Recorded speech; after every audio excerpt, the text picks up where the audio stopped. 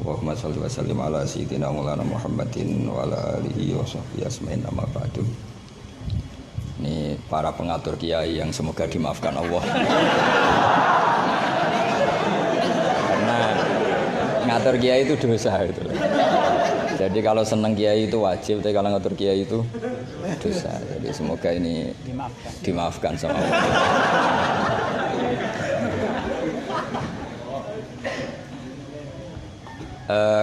Tentang ini kan jurusannya fikih ya. Jadi tentu fikih atau usul fikih itu semuanya diambil dari Quran.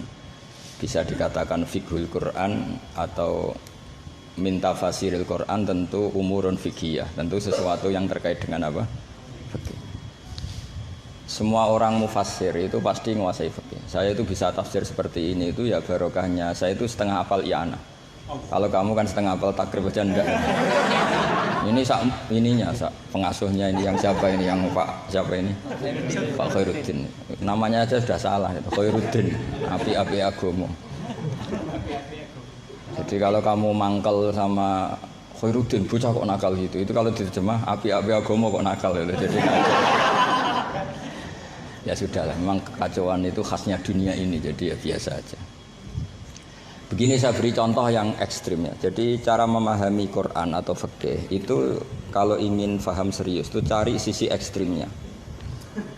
Itu pasti nanti kamu akan mau tidak mau.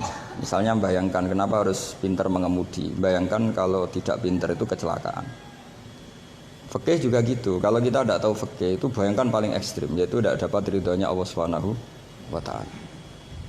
Nah, kenapa demikian? Karena hadan nabiyyu, ini nabi adalah musyarri' atau yang punya otoritas syariat.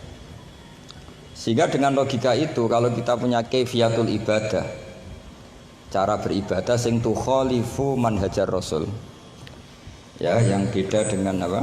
Manhajnya rasul, itu pasti masalah besar. Karena kita berarti musyarri' baru, maka kritik terhadap qiyas. Ini tak anggap mahatali semua. Kritik terhadap qiyas itu apa? Potensi sebagai apa? Musyarri'. Tapi kritik pada faham zahiri ini tak anggap mahatali betulan, karena yang mimpin sudah Khairuddin. Api-api aku. Kacau ini.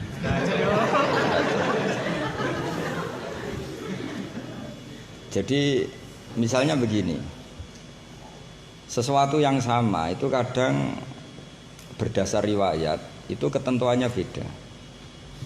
Misalnya kalau kita pakai urutan dosa akbarul kabair, satu itu al-isyrak billah, kedua adalah qatlul mu'min, ketiga adalah az-zina. Tapi kadang-kadang untuk mengisbatkan seseorang musyrik atau mengisbatkan seorang itu sebagai qatil, itu saksinya tidak sebanyak zina. Logikanya kan semakin akbar, semakin saksinya lebih banyak. Tapi kadang secara riwayat tidak. Sehingga apa yang dikatakan agama? Menurut ahli hadis, ad-din huwa riwayah. Kalau menurut ahli hadis, agama itu riwayat. Karena kalau kita melogika, takut kita sebagai musyarri', sebagai penentu lain atau rivalitas dari Nabi dalam membuat aturan apa? Syariat. Oposisi ya kira-kira gitu. Sehingga beragama itu harus riwayat. Nah karena beragama harus riwayat itu, saya termasuk orang yang ngapalkan hadis banyak. Saya tuh hafalan saya hadis itu banyak sekali. Bukan karena ingin lulus ma'adali, itu sudah ada ikhlas kalau ingin S1 barang itu. Tapi ya gak apa-apa, gak ikhlas juga gak apa-apa. Semoga dimaafkan Allah. Tapi saya hafal hadis itu bukan niatnya kayak jenengan ingin jadi apa? S1 terus guru TPQ nanti itu ketemu banyak ustazah yang cantik, itu enggak bener itu niat itu. Tapi memang aturannya seperti itu. Saya beri sekian contoh. Kalau agama itu tidak selalu mengikuti logika kita. Saya beri contoh sosial saja yang mungkin ada. Ini mic-nya kok terlambat kenapa? Ada yang lebih bagus. Ini masalah setelannya. Coba bawa dengan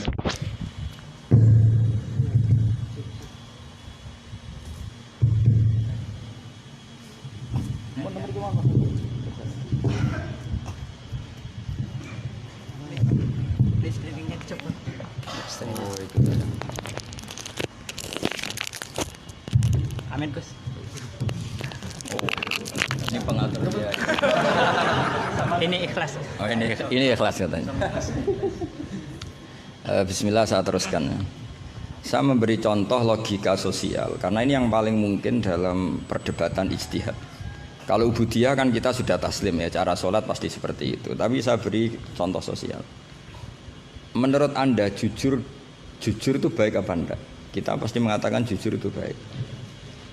Tapi kebaikan jujur menurut agama itu harus berbasis halal dan haram.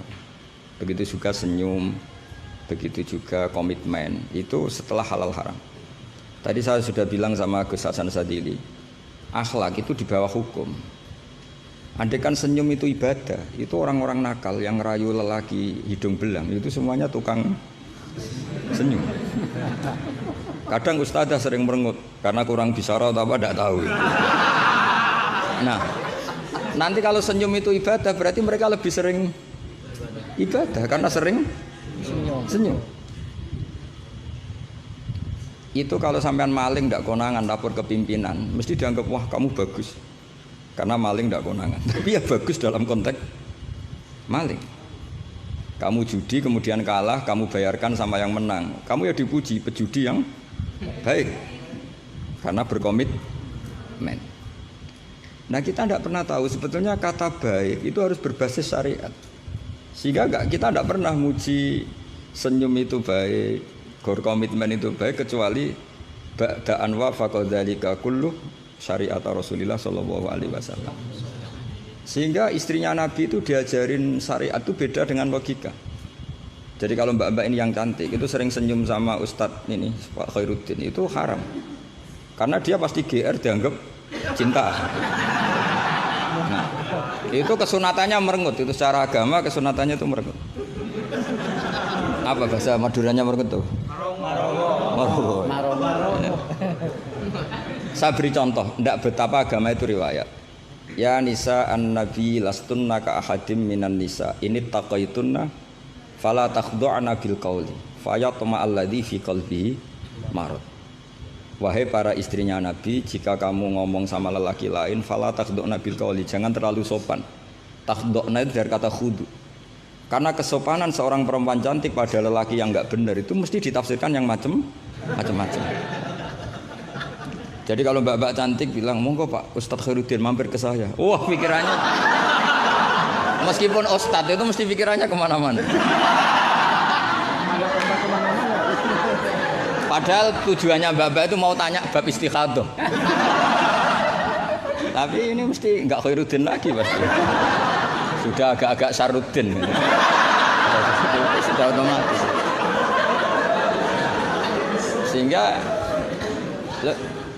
Sehingga aturan Quran jelas, kebaikan khudu, kebaikan sopan itu harus ada ukurannya.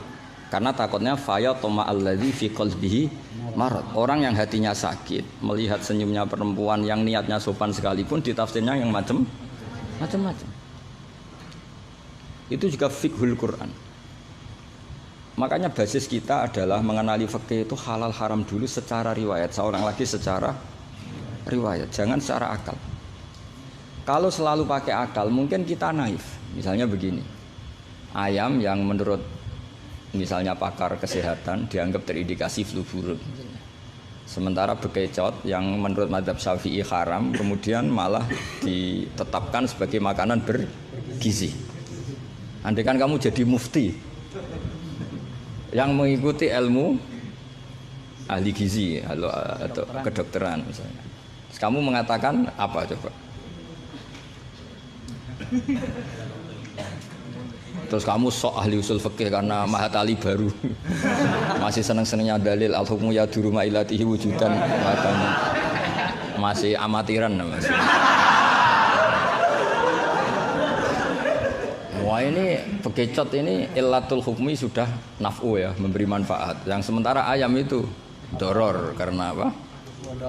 Mengandung apa? Flu burung. Wah berarti yang bekecot halal, yang ayam haram. Kalau kamu bilang gitu kan taqabbalallahu minna minkum.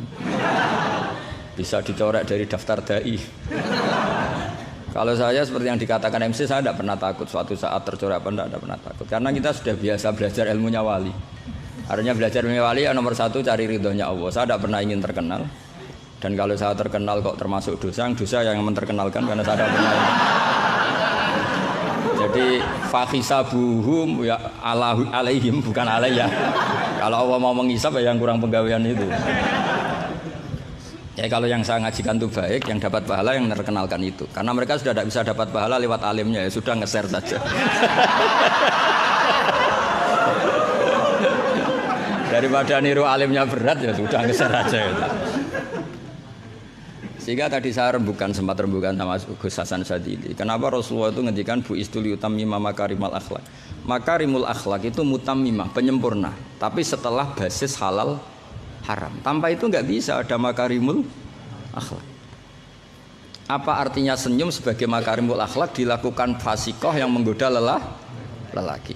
Coba lembaga-lembaga rentenir itu yang cantik-cantik itu tukang senyum enggak? Tapi yang mulang di masjid ngobrai santri jamaah merengut. Berarti hadal ustad merengut. Padahal kata Nabi konsen senyum. Ini lembaga rentenir senyum. Terus pahalanya banyak mana? Maka ukurannya adalah halal haram itu dikawal dulu. Baru setelah sesuatu itu halal, baru senyum itu sunnah. Ya, tapi kalau halalnya saja tidak kena, misalnya perempuan penggoda, perempuan nakal, terus senyum, ya tetap tidak ibadah, kan basisnya dari haram. Gak senyumnya MC ini, kan basisnya sudah ngatur kayak itu haram. Itu haram. Jadi harus istighfar itu. Karena basisnya ngatur ya. Coba kiai kok diatur, jangan harus ngisi jam sekian Gus. Ngatur orang tua kiai itu nggak boleh. Nggak ada dalam akhlak apa taklim mutalim kiai boleh apa? Diatur nggak ada.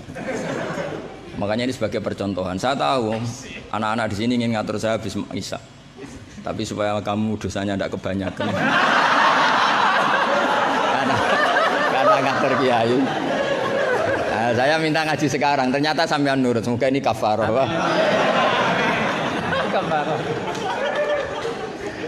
Tidak rileks saja karena khasnya ngaji santri itu rileks. Mulai dulu lama kalau ngajar itu ya rileks.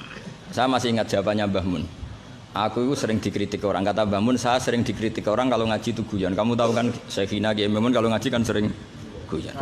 Banyak kiai khusyuk yang kritik saya. Kiai kok kalau ngaji guyon. Kata Mbah Mun gini, yang nggak bisa guyon itu karena ilmunya pas-pasan. Jadi melihat kitab itu sudah meruntus itu, sudah grogi.